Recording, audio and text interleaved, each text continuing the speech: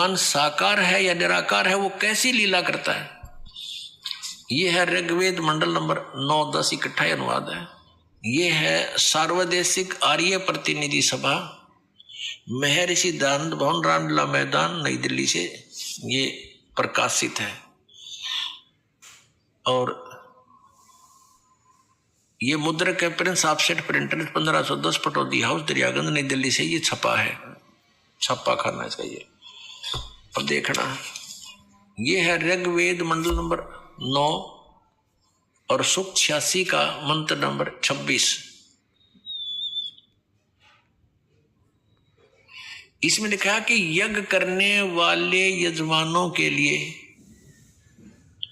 परमात्मा, यज्ञ करने वाले माने धार्मिक अनुष्ठान यानी साधना करने वाले यजमान माने भक्तों के लिए परमात्मा सब रास्तों को सुगम करता हुआ उनके विघ्नों को मर्दन करता है और उनको पवित्र करता हुआ और अपने रूप को सरल करता हुआ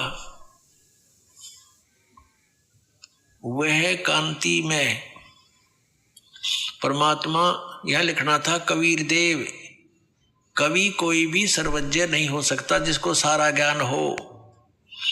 कवि कविता बना सकता है, ये कबीर देव लिखना था यहाँ पर। वो कबीर देव विद्युत के समान यानी आकाशीय बिजली की तरह सेकंड में नीचे आ जावे, क्रीड़ा करता हुआ, ऐसे लीला करता हुआ वर्णीय पुरुष को यानी अच्छी आत्मा को प्राप्त होता है।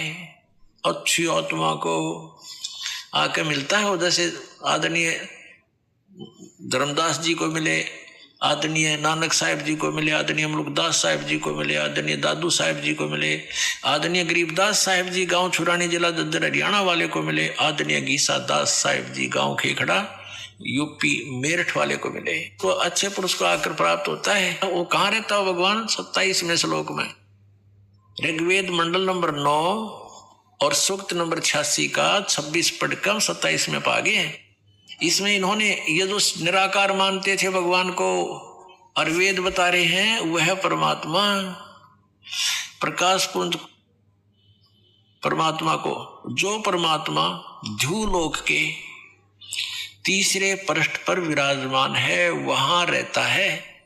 तीसरे एक स्थान पर रहता है ध्रुलोक के यानी उस तेजो में लोक सतलोक के एक स्थान पर, तीसरे स्थान पर विराजमान है, वहां रहता है। निराकार के ऊपर भगवान जब वहां बैठा है आगे दिखाते हैं। यह है ऋग्वेद मंडल नंबर 9 सूक्त 82 का, ऋग्वेद मंडल नंबर 9 और सूक्त 82।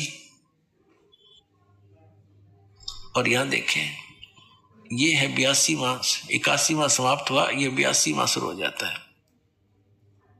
इसका प्रथम मंत्र इसमें लिखा है कि जो सर्वोत्पादक प्रभु, सबकी उत्पत्ति करने वाला परमेश्वर प्रकाश रूप है। इसका अर्थ है वो तेजोमय स्वरूप साकार है, सद्गुणों की वृष्टि करने वाला, पापों का हरण करने वाला, पाप नाश करने वाला, पाप क्षमा करने वाला है। वह राजेव, राजा के समान, राजेव इसका अर्थ है राजा के समान आगे लिखा है। ये देखना ये 269 पृष्ठ पे पढ़ रहे हैं। कोई भ्रमत कर देगा दूसरा पृष्ठ दिखा दिया होगा, ये 270 लिखाऊंगा।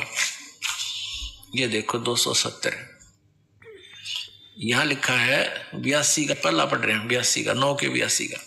राजा के समान दर्शनीय है, वो देखने जोगा है, विजिबल है, वो साकार है, राजा की तरह तो मनुष्य जैसा ही हुआ। और वह पृथ्वी आदि लोक लोकांतरों के चारों ओर शब्दमान हो रहा है।